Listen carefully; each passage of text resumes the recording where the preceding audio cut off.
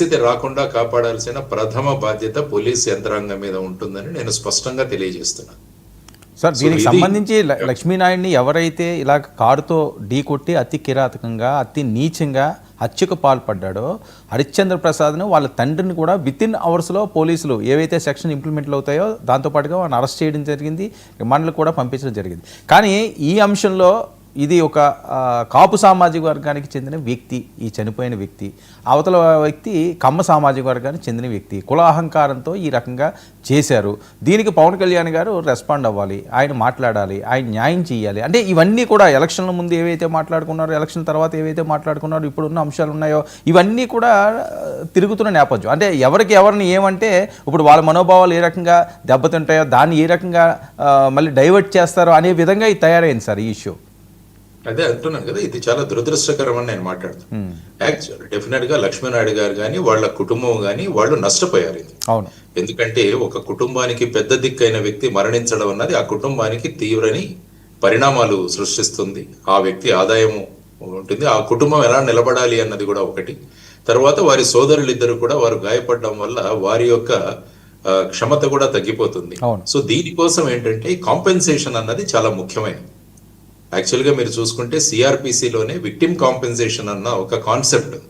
అంటే ఎప్పుడైతే ఒక వ్యక్తి చేసిన నేరం వల్ల ఒక కుటుంబం ఆర్థికంగా నష్టపోతుందో ఆ ఆర్థిక నష్టాన్ని కూడా ప్రభుత్వం భరించాలి అన్నది ఒకటి ఉంది. లేకుంటే ఏ వ్యక్తి అయితే చేశాడో ఆ వ్యక్తి నుంచి వారికి ఆర్థిక సహాయం అందించాలి అన్నది కూడా విక్టిమ్ కాంపెన్సేషన్ లో ఒక సిస్టమ్. ఇందులో వెంటనే పోలీసులు ఈ మరణించిన కుటుంబం తర్వాత వారికి జరిగిన ఆర్థిక నష్టం నుంచి ఏ విధంగా వాళ్లకు ఈ కాంపెన్సేషన్ ఇవ్వాలన్న దాని గురించి కూడా కోర్టుల ద్వారా మనకు వెంటనే దాన్ని తీసుకురావాల్సిన అవసరం ఉంది. ఆ తర్వాత ఈ వ్యక్తి యొక్క కుటుంబం యొక్క ఆర్థిక వ్యవస్థ, ఆర్థిక పరిస్థితి ఏ విధంగా దానికి పరిణామం చెందిందో దానికి చేయాలి. చాలా చోట్ల ఏమవుతుందంటే ఎవరికో ఒకరికి ఉద్యోగం ఇవ్వడం కానీ ఇలాంటివి జరుగుతుంటాయి. అంటే ఇటువంటి క్రైమ్ లో కాకుండా, ఫర్ ఎగ్జాంపుల్ ఎక్కడైనా ఫార్మా ఇండస్ట్రీలో ఏదో ఫైర్ యాక్సిడెంట్ జరిగింది, లేకుంటే ఒక పెద్ద ప్రమాదం జరిగింది, ఇటువంటి పరిస్థితి తొక్కిసలాట జరిగింది, ఇటువంటి వాటిలలో సాధారణంగా ప్రభుత్వాలు కూడా వచ్చి వారికి ఉద్యోగాలు ఇవ్వడం అలాంటివి జరుగుతుంటాయి. సో ఇప్పుడు ఏంటంటే ముఖ్యంగా ఈ కుటుంబానికి సత్వర న్యాయం అన్నది చాలా ముఖ్యం. సత్వర న్యాయం అంటే ఇన్వెస్టిగేషన్ త్వరగా పూర్తి చేసి ఇందులో ఎవరెవరు ఉన్నారు అన్నది కూడా బయటికి తీయాల్సిన అవసరం. ఈ వ్యక్తి ఉన్నాడా, ఈ వ్యక్తి వెనకాల ఇంకా ఎవరైనా ఉన్నారో అవన్నీ కూడా బయటికి తీసి ఎవరైతే ఈ క్రైమ్ లో వాళ్లకు సహభాగం ఉందో వాళ్ళందరినీ కూడా నిందితులుగా చేర్చి వాళ్ళ మీద చర్యలు తీసుకొని త్వరగా ఈ ఫోరెన్సిక్ ఎవిడెన్స్ ఇవన్నీ కూడా కలెక్ట్ చేసి త్వరగా ఛార్జ్ షీట్ ఫైల్ చేసి ఇటువంటి కేసుల్లో క్విక్ జస్టిస్ అన్నది చాలా ఇంపార్టెంట్.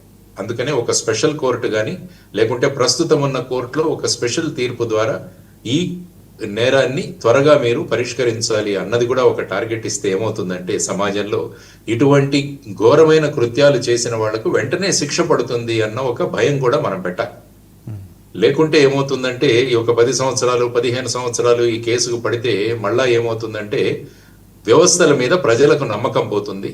మరి చట్టాన్ని మనమే చేతుల్లో తీసుకుంటే సరిపోతుంది కదా అన్న ఒక విధానం కూడా వస్తుంది. కాబట్టి నిందితులను ఇక పోలీసులు వాళ్ళు ఏం చేయరు కాబట్టి మనమే వాళ్ళ మీద తీసుకుందాం అన్న పరిస్థితులు కూడా మనం చాలా చోట్ల చూసాం.